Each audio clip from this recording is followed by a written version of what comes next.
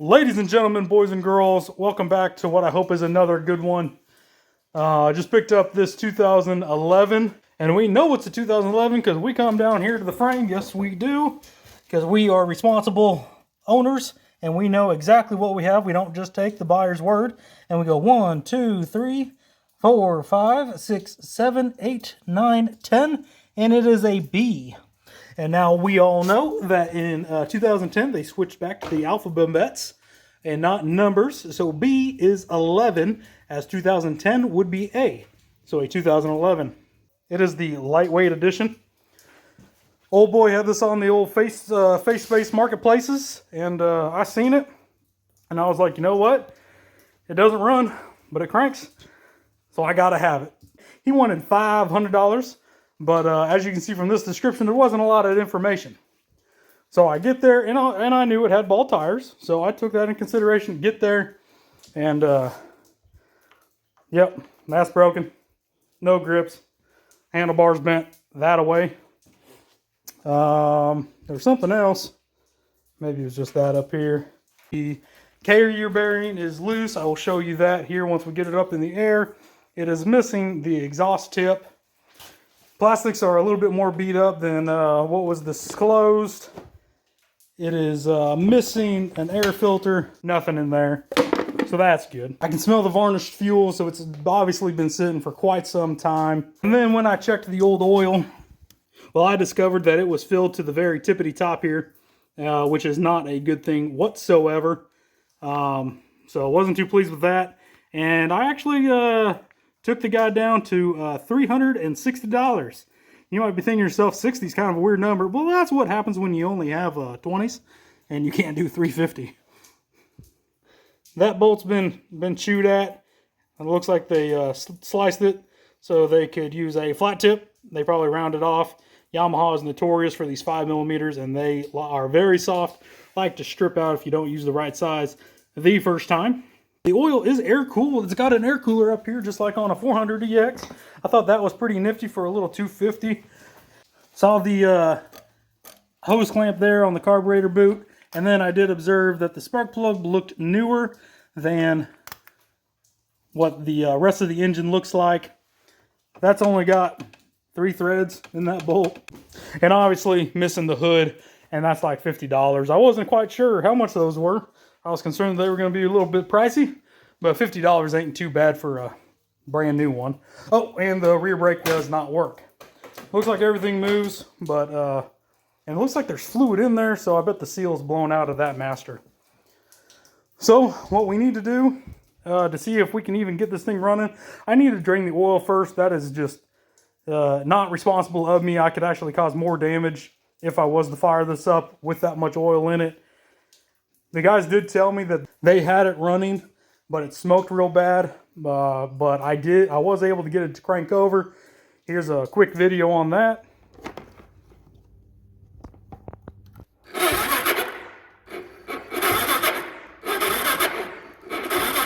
And I did not like the sound of it. And that's actually how I got him down to a lot lower than what he was asking. So yeah. Oh, and he was also asking he also thought it was a 2001. So anyways, let me guys get you set up. We're gonna drain this oil right quick. Get some actual ATV oil, because honestly I don't know what that is, in here for the wet clutches, and then see if that helps that cranking noise anymore, and see if we can't get this thing to fire up. Jeez. So I just quickly thought I'd check if there's any play on this front end, and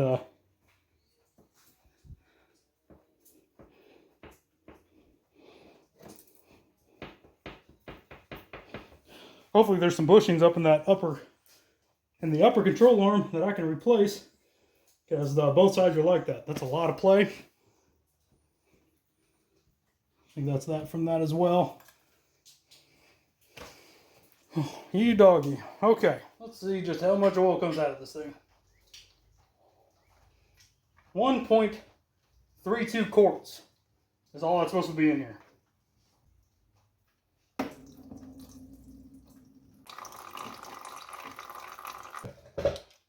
Again, 5mm. Okay, that wasn't even tight. That's good. That's good. Number 2. Okay. 2 out of 3. Let's see what happens. No. Okay.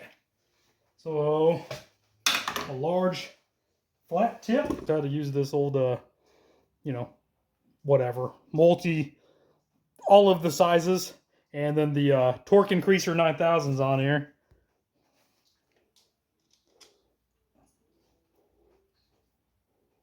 No, that's not. Okay. No, well, shoot, that was not bad. That was not bad. There's a lot of color on that already. Has a K&N. Look at that. Chunk of something right there. Bunch of metal. All right. Clean finger, right?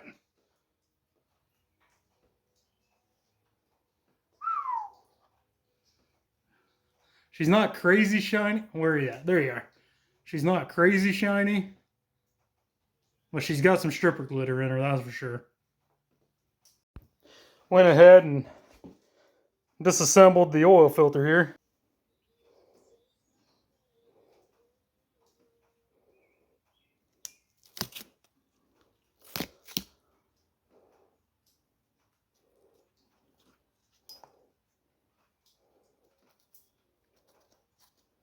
That's not good. Not good at all.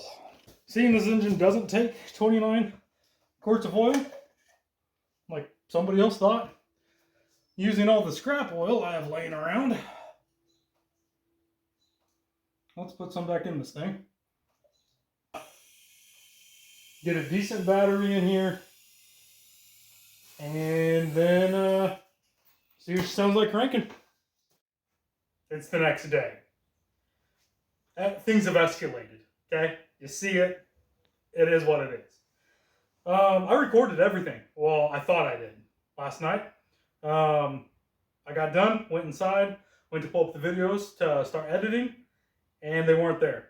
When I moved you guys back from the oil change, I hit pause. It was still on the recording screen, so I thought you guys were recording. Nothing crazy happened. I went in pretty much. I put a new battery in it, tried cranking it, so don't like the sound of it. Went ahead and pulled off the plastics. But we did find some things, and let me show you what I found. This here, you know, nice ground wire, it was unattached. So I just threw it in here. I'm not sure if that's where it actually goes. I was going to look it up, but I forgot until just now. So hook that ground wire back up. I threw on a new positive cable because it was segmented together in about 4 different spots and was getting very hot. And probably because that ground was undone. So I had to throw a new one on there. Took off the air box and everything because I could not get a good crank. Checked for spark, have spark, and then I did scope the cylinder and piston to make sure everything looked good in there. It does, and then I tried to see more of the cylinder and smashed the camera on the end of my borescope. See? Smashed it. So not happy about that.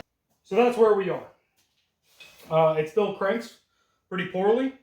I thought it was starting to pop off last night where I ended, but it just doesn't sound like it's turning fast enough. So that's where we are. I'm still trying to get this thing running.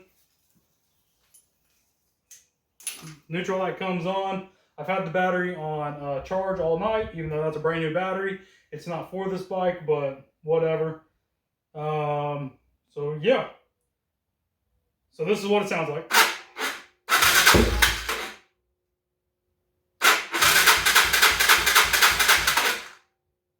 It's doing stuff.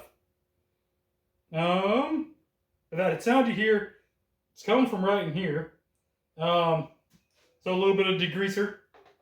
It's gas, guys. It's gas, okay?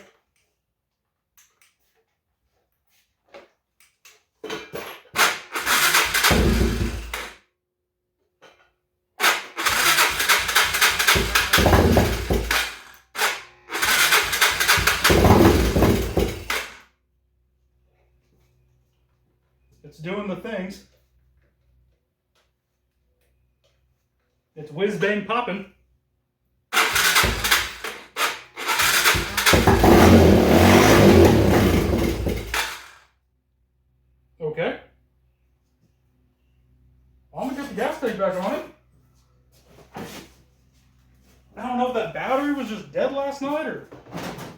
Oh, what? Okay.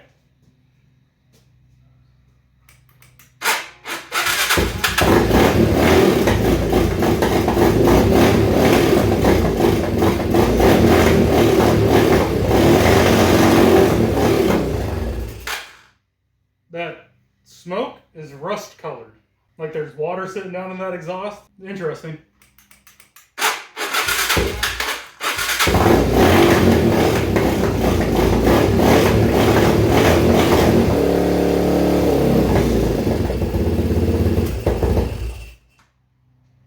It's got no air box, so it's sucking in a lot of air. And that was with choke on.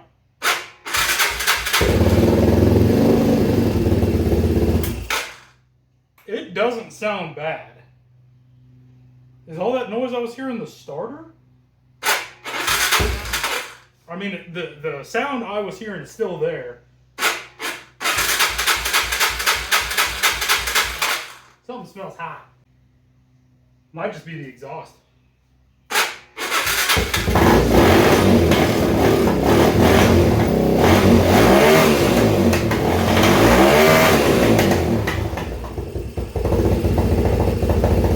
I hear no noise.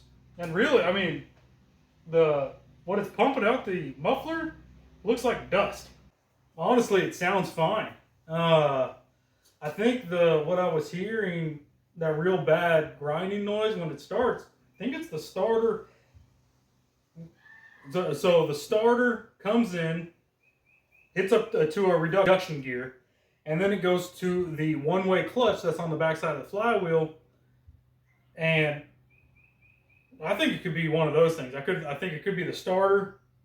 Starter's pretty warm. I think there's only one thing to do right now. Let's take it on a test ride. See what happens. So I know for sure I need the air box because the battery sits in it. And then the seat. Air in the tires, and I got front brakes, right? I got front brakes. See what happens.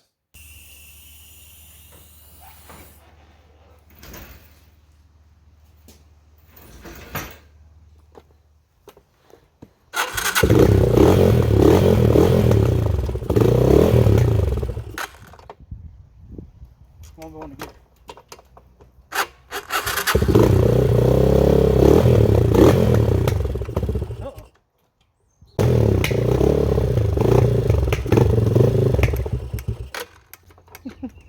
Well, that was short-lived. It's got no clutch. All right, so we're gonna make a quick list here. Clutch. Need to figure out what's going on there. We need a new throttle assembly. We need upper control arm bushings, rear brake. We got to figure out what's going on there. If it needs a new master, if it just has a collapsed line. It looks like it's got fluid. It doesn't look like it has pads. So pads for sure. We need the carrier bearing, because it's shot. Front hood. Handlebars I have. Maybe some Nerf bars. And maybe a top end kit. So I'm going to pull that clutch cover off. See what's going on there. Just so I know what we need to order here. Okay, so utilizing those handlebars, I found this throttle off of a Raptor 660 in the parts room. Got that one out of there. I mean, they tried their best. I wonder how it even broke. That's weird. So, scrap bin. Then I gotta get the rest of it off. Well, I didn't show you guys earlier, but I just found it. That's that power wire I had to replace. Each one of those electrical tape are repaired spots, and as it heated up, it was pulling out. So that's why I replaced that one. You know, nice little cap upgrade. Don't forget your dust gasket. Some nice Phillips screws. You might be asking why I just took the time to do that. It was pretty much to see if that throttle assembly would even work, since it's off a 660. But I think it will. All right, so next thing is next, because it wouldn't be the next thing if it wasn't next. I'll get across. Throttle assembly. We'll leave the cable. We'll leave the cable up for grabs. It looked okay. Had a few pokies on this end, but it slides okay. I'm good with it for now. We can always throw it back on. So we are on to the clutch cover here, and for that I need to drain the oil. But I need to add to the list here. Tires, need all 4. Oil filter housing bolts, or at least that one bolt. I'll probably get that off of Partzilla. Oil filter, and then oil, because I'm about to drain it again. I had to switch you guys sides there. Got a glare coming in from that sun. Got the foot peg off. Had to take the rear brake off as well. Shoot, still got that hard oil line. And then there's just a bunch of 8mm. The clutch cover should pop off of there. Well, it came right off. Gonna pull the sump screen out.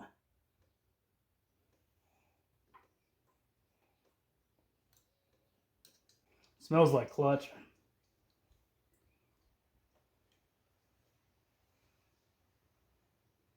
It's got a bunch of debris, but it's not terrible. That's some hair, maybe? Those aren't metal chunks. Weird. What do we got down here? Yeah, that's a little bit more metallic-y, but still not bad. I don't know what that is. That's moving out.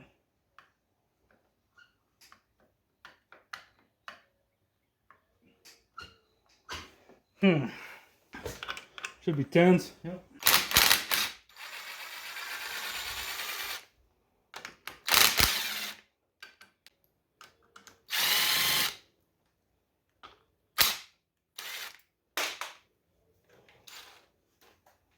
That was a washer. Okay, so there's a check ball right there, and I just got to make sure it stays in there.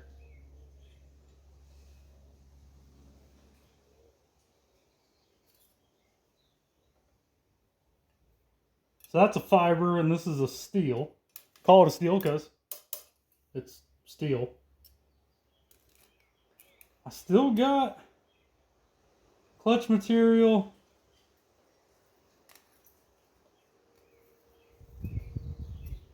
Might have been a little hot.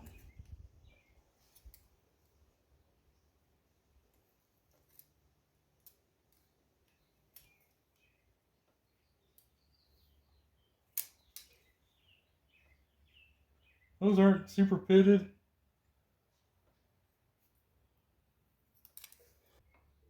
I can't say I'm like, dang, this clutch needed replaced a long time ago.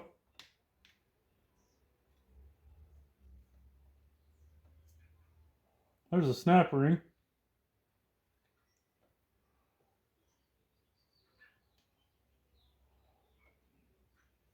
Not sure where that would have came from. Somebody was definitely in here. So I had me and a Tiffany. She's a great gal. I highly recommend her. Little backstory. When I went and looked at this, battery was so dead, his charger wouldn't recognize it.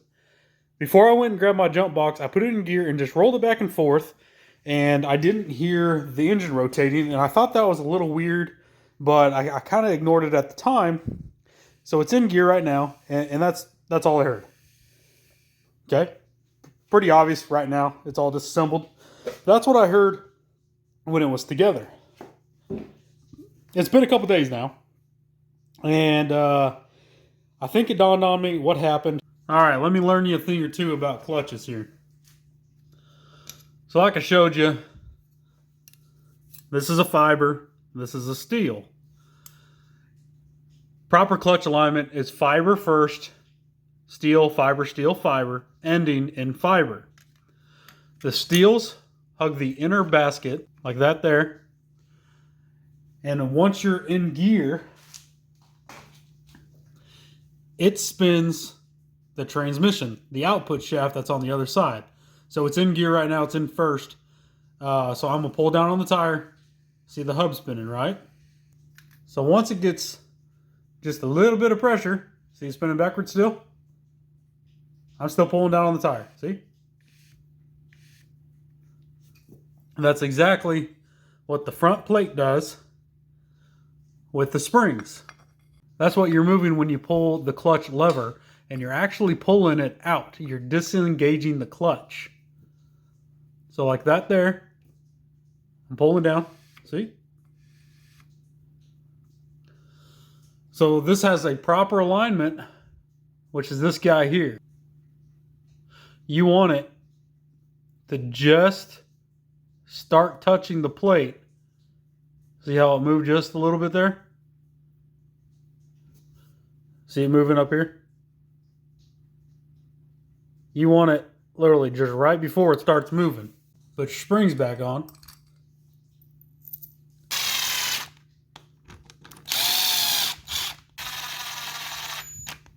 So be careful when you're running these down. First, you want to go in a star pattern. If you're using an impact, just go real lightly. This is all aluminum, and you will break the outer basket. Like I was telling you, when I went and looked at this, when it was in gear, the engine would not turn by me turning the wheels. I could hear the clutch basket moving. So that's slipping. So when you go together, you want to have this guy pretty loose. You want to be able to go in and out with it. And get those tightened down. And then you want to come out with it until you feel it butt up against the plate. And you're not going to have enough torque to rotate it out past these springs. But if you set it to where it's out too far and then put in your springs, it'll be maladjusted. So once you hit the plate, go back in just a little bit and set your set screw. Actually tighten that down though. And it's rotating the engine now. I think I'm on compression.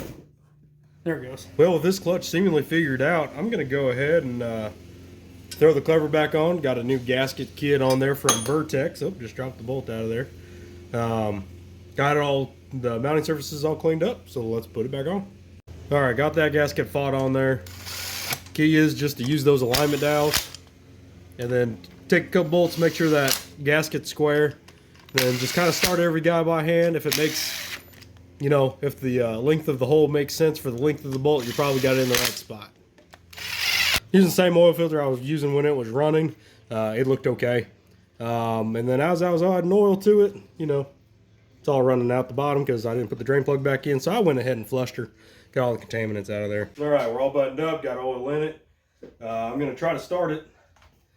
It's been about a week. So with it sitting here, I did crank on it with the fuel off, so it just didn't start, but I turned the fuel on now. The carb bowl should be full. See what happens.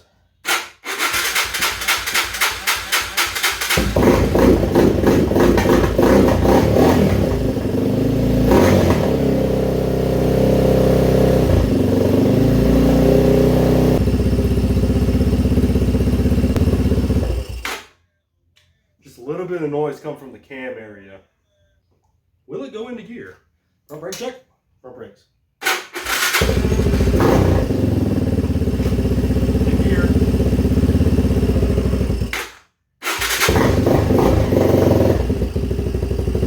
All right, y'all. Let's try this test ride thing again.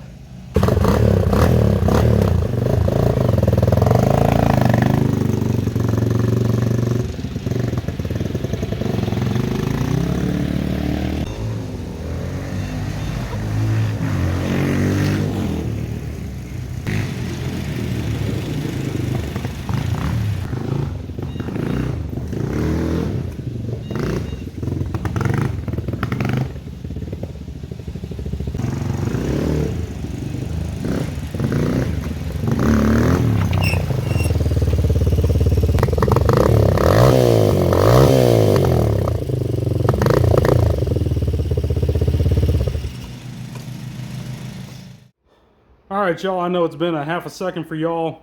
But it's been a couple weeks for me. I took a couple weeks off to get a four-wheeler ready for Memorial Day. Went riding with my little brother, and that was real cool. But we are back at it. As you can see, this death trap of a Raptor has gotten new shoes all around. Real happy with those. They are flat. I think I got a bead leak I got to take care of. I did go ahead and find me a parts bike, and I was able to get the kind of higher end Nerf bars there. A full HMF exhaust, along with a full set of white plastics with a black hood. Those are in a lot better shape. The rears aren't as messed up as those blue ones were. So I was thinking like do blue front and white rear or something like that, but I think that white looks really clean. It's going to look really nice on this. It did come with an adjustable +3 axle, but I don't know. There's nothing wrong with this one without having extended front A-arms. I don't really want to do that, so maybe I'll just say I have one available if you want to buy it with the machine. Did come with a bunch of parts. Got a rear brake caliper, so if that one is bad, I can at least change that out. Came with a 33mm flat side carb, an aluminum air box, a whole bunch of other stuff along with an additional motor. Now I did tear this down already. I think I put a short up on it, but it has a Henson clutch. At least it has a cover. I don't actually know if it's inside or not because these are rounded off, but it did have a 72 millimeter Waseco 11-to-1 piston in it. The crankshaft has been rebuilt. It had numbers on it somewhere. And then the head was also real clean. It had been ported. I don't know if it has a different cam in it or not, but decent looking machine. It had a little bit of surface rust right there on the bottom of the cylinder just from sitting. Then obviously some score marks. So looks like maybe it got hot, but I think this kid was, before the kid I bought it from was flat tracking it. So decent little engine. I bought that just in case this one was bad, but we were able to get it squared away. Now, if you do remember, and I'm sure you guys do since it's only been a couple seconds, but it was making some noise up here at the cam area. I'm not exactly sure what that is quite yet, but we got some new parts, some new goodies to throw on. Like I said, I've already thrown on the tires. I got to figure out what's going on with the rear brakes. Got to get the new handlebars put on there, get rid of those bent ones. I still need to buy an air filter for it. I did buy a battery. Need to buy an air filter. This one has like a little cage that sets in, then the cover goes over it, so I got to buy both, unfortunately. And then got to replace the carrier bearings. And then all of the brake pads are low or almost non-existent, so I got to order them as well. So yeah, I think the first thing we're going to do is take off this exhaust, put up that new one, because I don't think it's going to be in the way for anything else. And then handlebars and such, we're just going to get after it. Okay, I only had this one bolt holding it on down here. That thing's pretty well blown out. It's still got some weight to it, so I still think it's had some baffling. And then the two 10mm adder bolts. We'll just drop down there and got stuck.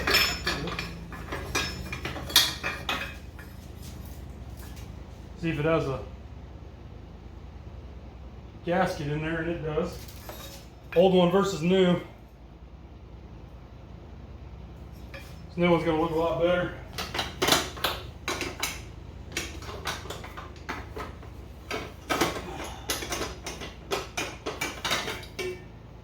Gosh dang, but I have to take off the dang steering components. Get the header on. There we go.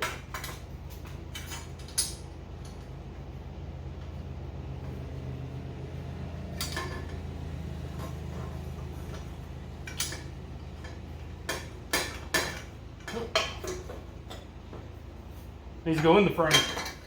There we go. There we go.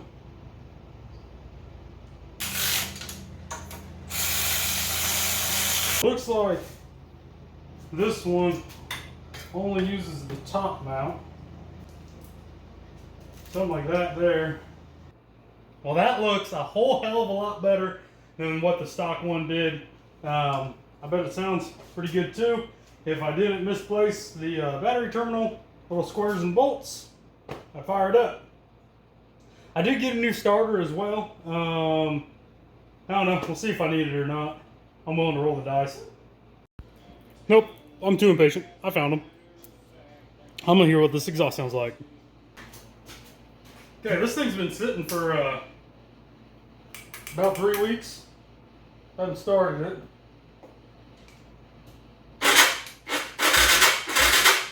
What? That is a new battery.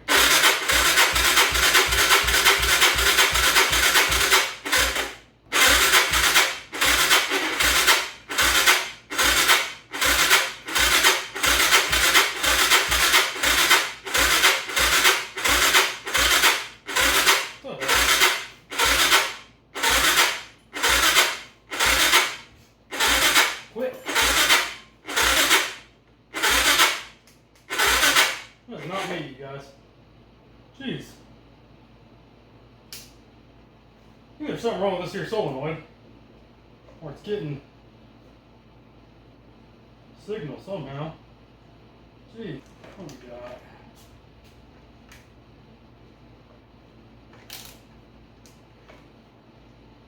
Ground cable's on fire. This is 12.5.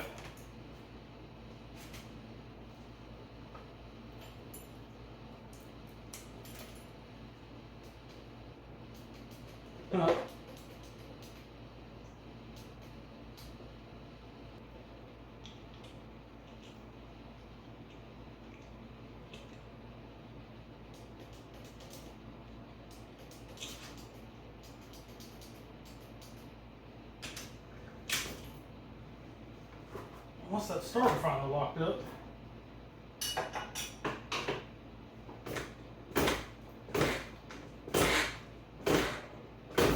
Motor's not. Well, that was disappointing. I think I broke this starter solenoid, but it was cranking by itself even with the key off. So that means it was getting constant power, and I think I'm going to backtrack and I am going to take off that starter and replace it. It doesn't sound healthy. I think it's making the noise. Get it out and at least test it, and I got one sitting here new in the box. So I guess I'll do that next. Alright, so take off your gas tank, your carburetor, all that stuff. It does have two, like 8mm down below. You shouldn't necessarily have to take off this cover, just with how much noise I got going on. I'm going to.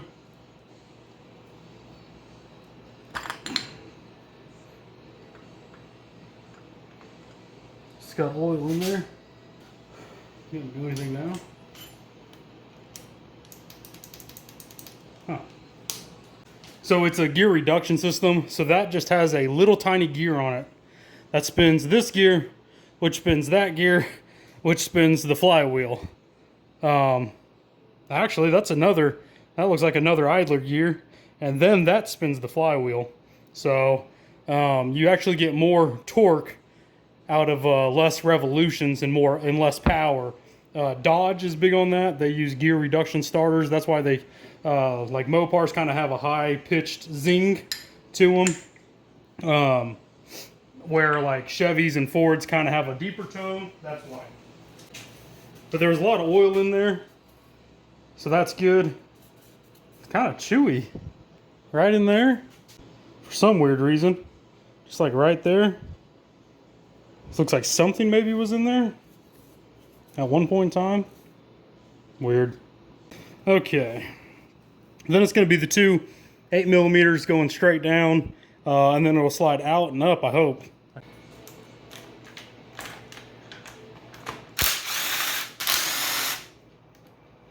See if we get that back on with a quarter.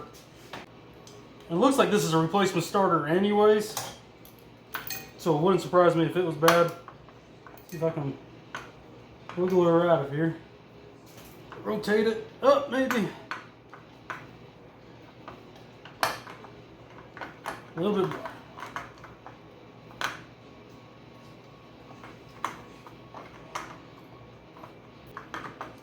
Can't even get to that dang Phillips. It's gonna make me take off. It's timing tensioner. Like I did not want to. 5mm. It's gotta be the 5. Don't use anything else.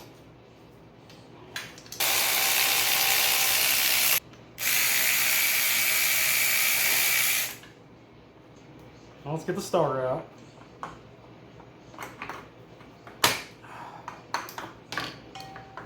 Needed that extra inch, I guess. Sometimes that extra inch matters.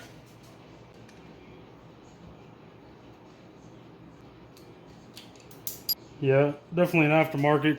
It's got the only causes cancer in California sticker on there. So it could be bad. I can feel it in my hand being a little rough. Where's my new one? Okay, welcome to my laboratory here. Let's bench test these things. So we got, this is my ATV jump box. Got this battery from a friend. He bought it for his, and it was too big. Instead of sending it back, he gave it to me. And what I love about these Chrome Pros, they got a built-in voltmeter. Tells you how much volts in it. I use these a lot, actually. Not a sponsor, just a good product that I like. So what you do, let me move you into the picture frame here. So this is the old starter. That's the positive. Look at the positive to the positive. Crazy concept. Then take the ground here, touch the body.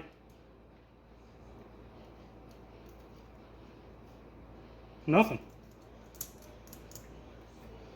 So I got ziz. I got ziz. Okay. That was uneventful. Let's try this again.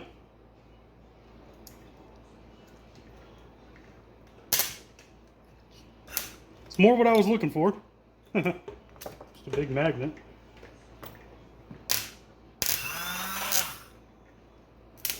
Oop.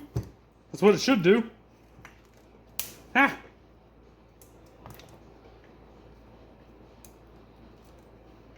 Let's try this again. I think it's bad. Ah, dang. Okay, well, guess that starter was on its way out. New one it is. Got the new one in there. To put it in the tensioner, you got to retract it. So timing tensioners are spring loaded. So you need to get you a small flat tip. And then there's a lock point. Kind of once you get it all the way in, you can twist it just a little bit more and it'll actually hold it. But the slightest knock, 6 times, will actually make it extend. But that's actually a sign of a good one. But to put it in, that's what you need to do. So then once you get it in, and if you don't think it extended, or you don't know, where'd I put that screwdriver? Take that same screwdriver, just give it a twist, and should spring your screwdriver forward and extend all the way out there. And you should have a cap. I don't. It's not that big of a deal. There we go. I still think that solenoid's bad because it was cranking on its own. Put those back on there.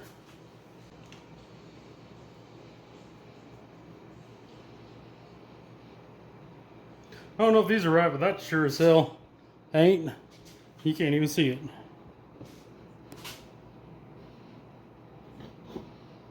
See that? Phillips with a washer of some type. Looks like a lock washer. That ain't right. Carburetor hooked up. See what happens.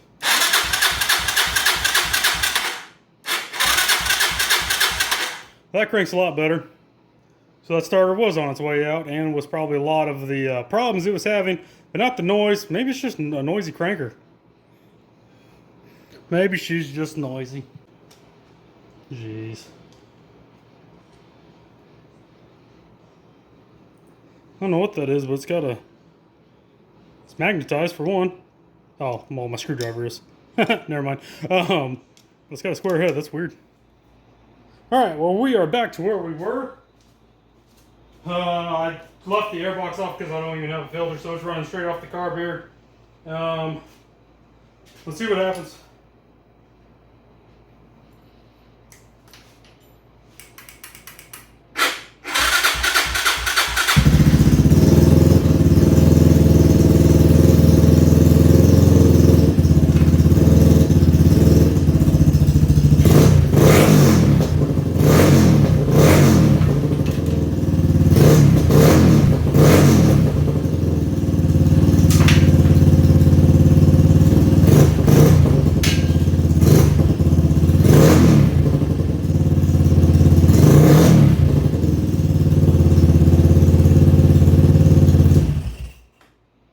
That sounds pretty good.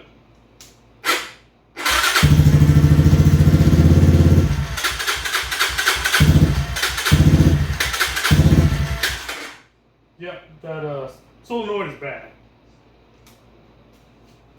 So I'll have to be getting a new solenoid. It was still cranking even when it was on. That exhaust sounds pretty good, pretty healthy. I got parts, so we were back at it. We're going to throw in the A-arm bushings here, and then the brake pads as well. I got the carbon Kevlar brake pad, so, you know, in case you ever get in a shootout while you're riding, you can disassemble your brakes, take the brake pads out, and, you know, use them as body armor. Whatever. Fancy. They were cheap. So, hopefully they work as brake pads, and maybe not so much as Kevlar. And of course, this thing had all mismatching lug nuts. This tire had the Honda lug nuts on it just backwards, and then this one had nylon locking 17 millimeters. Those had self-cutting lug nuts on the back, and we're gonna have to replace some studs as well. Still waiting on those. This should be here in a couple days, but went ahead and ordered all 16 lug nuts. This was $10 from boltsandnuts.com. It's a great company. Like Vice Grip Garage and a few others actually have like their displays, and you just scan their little barcode to reorder. Good quality. These are the actual lug nuts for it, so I don't know why you would even waste your money at hardware store to get the wrong stuff when the right ones are that cheap. But that's my rant for the day. Well, for at least this minute. I'll probably have another rant here in a little while. Okay, so brake pads, A-arm bushings. Alright, so 6 millimeter down here on the scalper, bracket bolt. Couple 12 millimeters back there.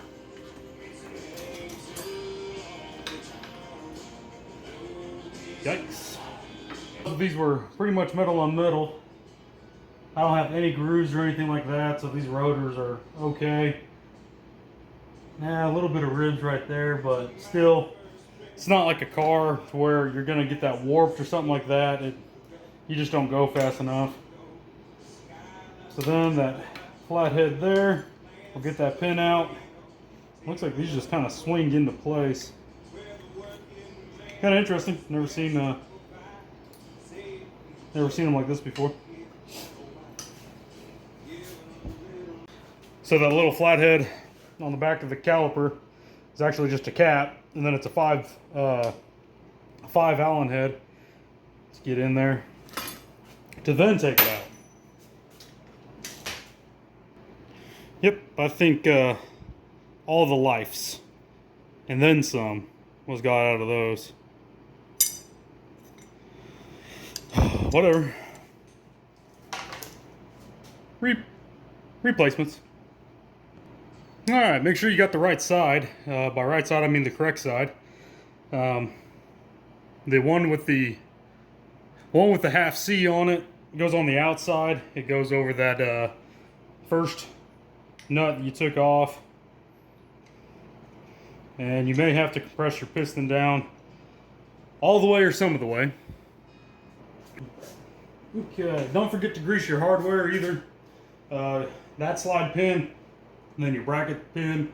As well, you can use dielectric grease, just regular black grease. At the parts stores, they sell them in little packs. Like at the front counter, they used to be like $1. They're probably like $3 by now, but just a little bit will do. Okay, after fighting it just a little bit, my shit was pretty dirty, so I took a wire wheel, put it all down, and she springs pretty good now. Ow! Just jammed my fingers in between there. So yeah, just make sure it's clean, all your slide pins and brackets and stuff before you go back together, or you might run into some issues. Let's move up top now and figure out how to do these A-arm bushings. I think I'm gonna have to take off that bent bar. Yep, let's get the front bumper off. All right, just by looking at it, I can tell I'm gonna have to take off the shock up here.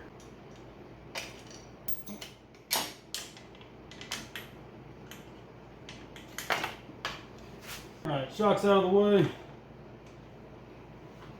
Let's try to do this top one. I'm just going to try to swing it out to me.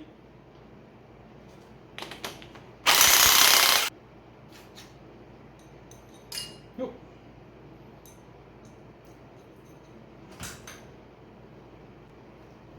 Right there.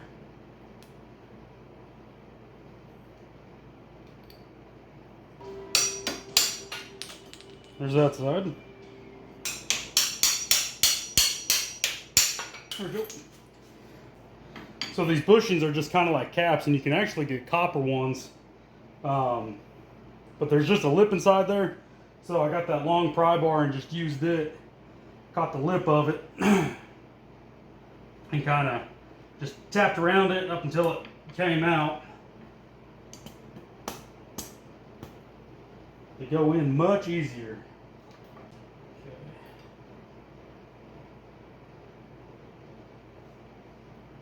Got a grease zerk on the right and on the bottom. We'll be sure to grease them.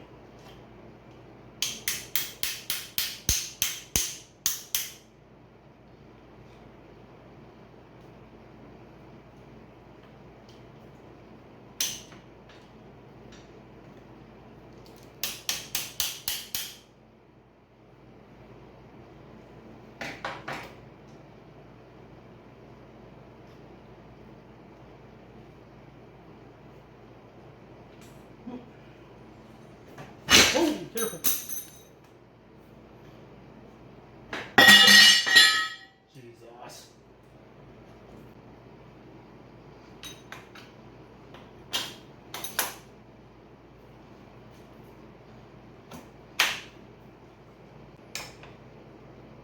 Yep.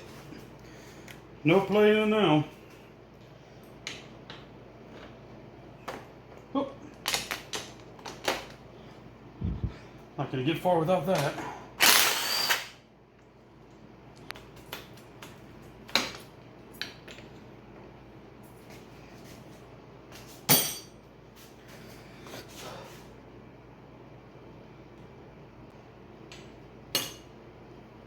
You don't want to lose these dust caps though, and they do have a rubber bushing inside of them there. Just inspect them, make sure it's still there. Should be able to get them out with just don't lose the insert either. You can actually buy the, I didn't have a lot of grease on it.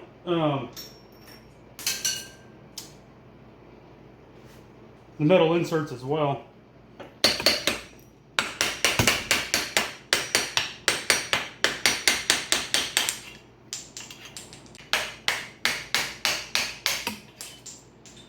Okay.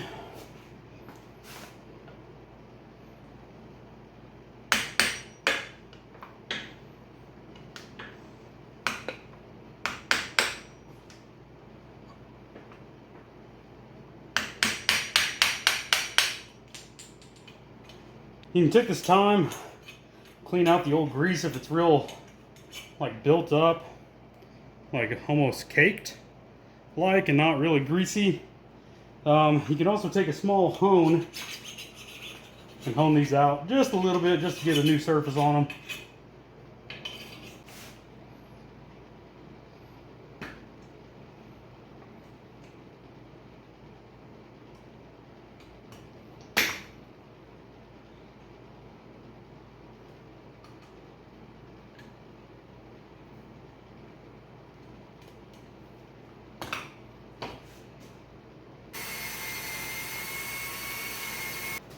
Got that one cleaned off. Put a little bit of grease on it before.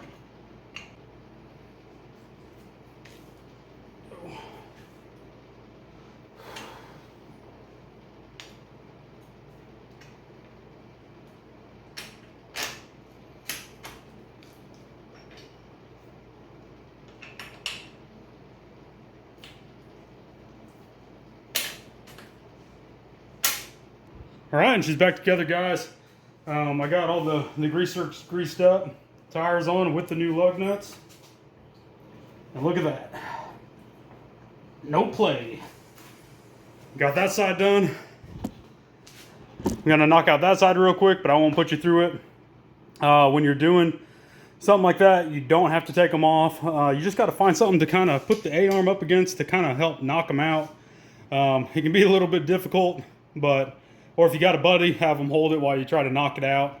The only bad part is you can't butt it up against something because, well, that's where the bushing has to come out of. Those little plastic bushings, they were only like, I think they were like 15 bucks. The copper ones last longer, but they're a little bit more expensive. Make sure you grease it all up real good. Every time you do an oil change, you should be greasing your grease zerks on your front end and stuff. Always take a look at your brakes. If you're getting a grinding, something like that, stop. Go ahead and throw a set on. So let me get to that, and then we'll move on to something else. All right, front end is back together. Brakes work. Spins good, and then stop. Just like that. No movement in the front end now. Those are all greased up, tight, put back together, new bushings. We're gonna jump carrier bearing and rear brake. Will kind of hit at the same time. So before we can even start tearing into this and figuring out what's going on, we got to figure out what it does and does not have. So it does have fluid in the reservoir, which is a good sign. So we're going to pop this here bleeder.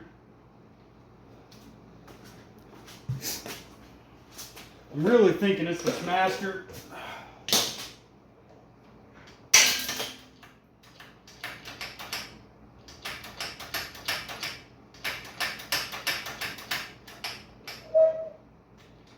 No. Oh, well, that's loose. Why are you loose? See if we can get fluid to come down the hose here.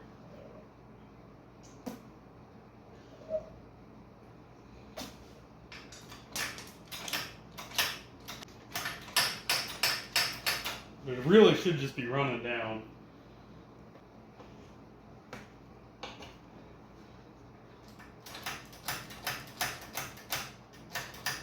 Okay, well, it's definitely something going on with this master cylinder. I'm getting plenty of fluid down to it, and then I don't know if the rings are just bad or what. It is pumping a little bit of fluid, but not enough. I have that other one from the parts I got, and it has a block off plate for the parking brake anyways. So it might end up going on that as well. But either way, it's got to come off so we can do the carrier bearing. So let's jump on that. All right, so the rotor will come off with a Allen 6. The rear sprocket will come off with a 14 millimeter and then a Allen 5. Do yourself a favor, take off the rotor or at least break them loose before you take off the sprocket here. But luckily, there is a hole in that swing arm there that you can put a screwdriver or something through to hold it on. Make sure that you pound your T6 in all the way so you don't strip those out or something. They can be a booger. So with that, you got to take off at least the passengers or the right hand side hub by removing the cotter pin, and then the nut should not be able to be taken off by hand like this one is. You want to get those tight and back it off just a little bit to get the castle nut and the holes in the axle to line up. They should not be loose. That's how you wear out your splines in your axle. And then it looks like there's a small Allen hold down pin right here for the axle nut. It's an Allen 3. So what I use for axle nuts are pipe wrenches. especially to get the 2 jam nuts. They work really well.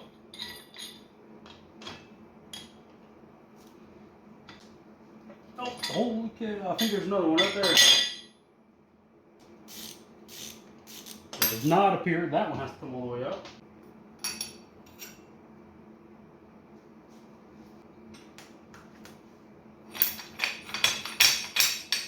Looks like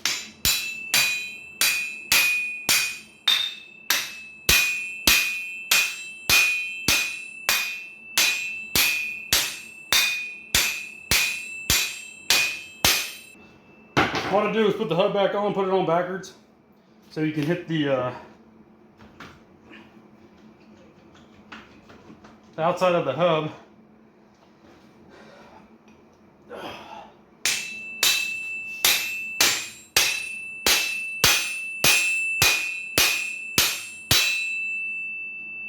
The snap ring on this side. You pop that snap ring off, then you can take your seal puller, or I don't know, claw hammer, and pop the seal out.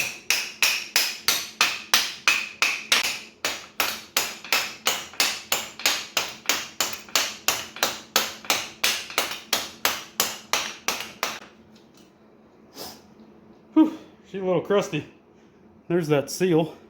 It's not exactly pretty. That's the bearing, and that's there's an inner pipe in there as well. I'm gonna have to get one out, and then pop another. I should be able to use a pry bar and catch a lip of one of those bearings. I think this bearing went bad a long time ago.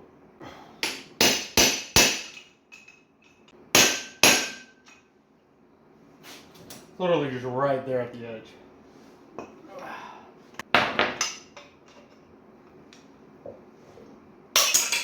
Oh. All right, there's one full bearing and half of a bearing. Still working on this race of this other one. All right, got both of them out. Got to clean that up a little bit. It was just a race on this end, and so I just worked my way around it, tapping it. If I had a wheel for my die grinder, I would have made a relief cut, but I didn't. But got it anyways. Let me clean this up real quick. All right, so I got the new ones pressed in there. I just actually pounded them in there, but they're good. Got that metal tube in the center. Got to pop the seals in without ripping them. Okay, I'm gonna put the carrier. All right. Well, I'm going to put the carrier on the axle first.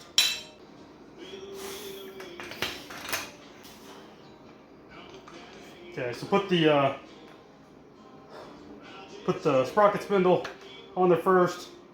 Slid it in there, and then I can slide it in. Once I pull this back down.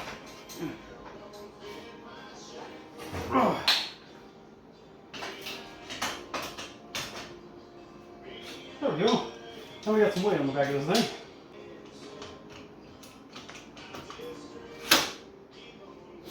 That there. Alright, then with the snap ring on, your rear brake caliper bracket on as well. Has to go on before the snap ring. Put your disc, your brake disc sprocket on. Then your nut with your 2 lockdowns. That's what's going to suck the axles into the seals. By hand, take whatever you use to loosen it and tighten it down.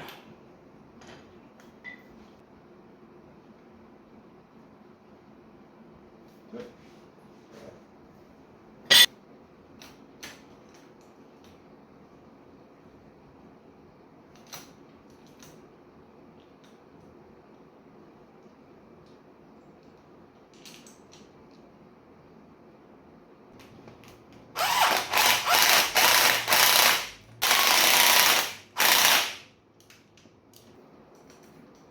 I think that looks good there. adjustment wise, hard to tell with no weight on it. All right, brake is working. Even got this side's Nerf bar on. It looks pretty freaking sweet if you ask me. It's gonna look really good with those plastics. I kind of wish the netting was black, or if I had a red hood or some type of red accent, but is what it is. I am changing the oil again on this thing. There is some buildup here on the filter, and the filter's pretty dirty, but it's not magnetic. So I think it's clutch fiber, or just could be junk inside this motor. Just kind of filtering out all the debris. So yeah, I'm going to throw another good filter in it and fill it up with fresh oil, and hopefully it just keeps working through its issues. But again, this is not magnetic. We are on the home stretch of this thing. I've been editing as I go, so sorry if it seems just a little bit jumpy. Been trying to make it as smooth as possible, but I'm like at an hour already, so I got to wrap this thing up. I did have to go ahead and replace the rear studs. I don't know if I didn't hit record or what, but let me show you how to do that real quick. All right, so installing new studs. So you got to punch out the old ones. Really the best way to do it is get you a socket that the butt of the stud can kind of fit through. Just kind of line them up. Take you a pretty good hammer. Just, you know, smack them until they fall out. All you got to do is get past the gnarls on it. So with the new one, a couple different ways you can do it. One, you can just pound them in. Just kind of take your new one, kind of rotate it until you kind of feel it lock into the pre-existing gnarls. Put it the opposite way on the socket there. Take your hammer. Just want to make sure that you get it flat all the way around the lip. Good to go. All right, the other way, put the stud through, get a washer, then get you a lug nut. One that threads on easily.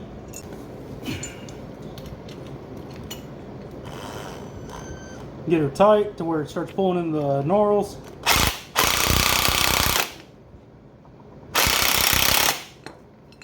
Just give her the beans until it sucks it down. Then just back it off.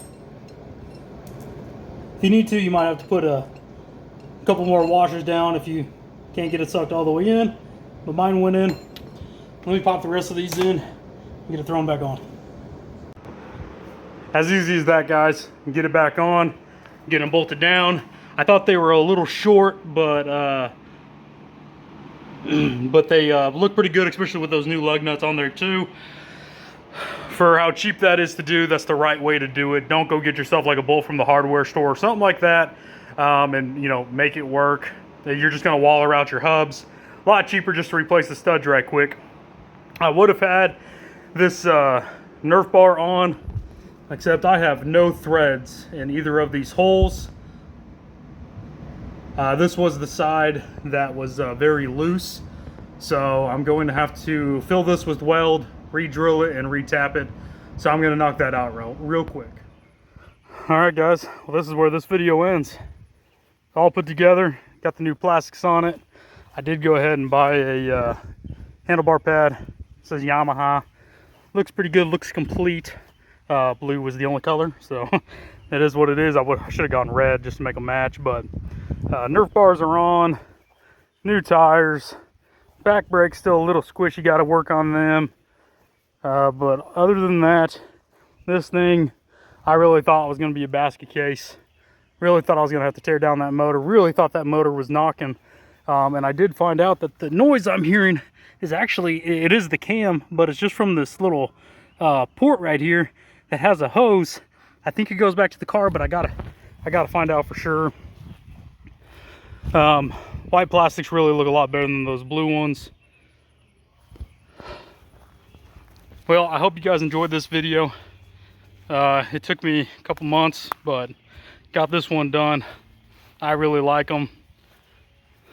Hopefully somebody buys this thing. So again, thank you all for watching, and always remember, keep it between the ditches unless that's where you intend to go. Catch you next time.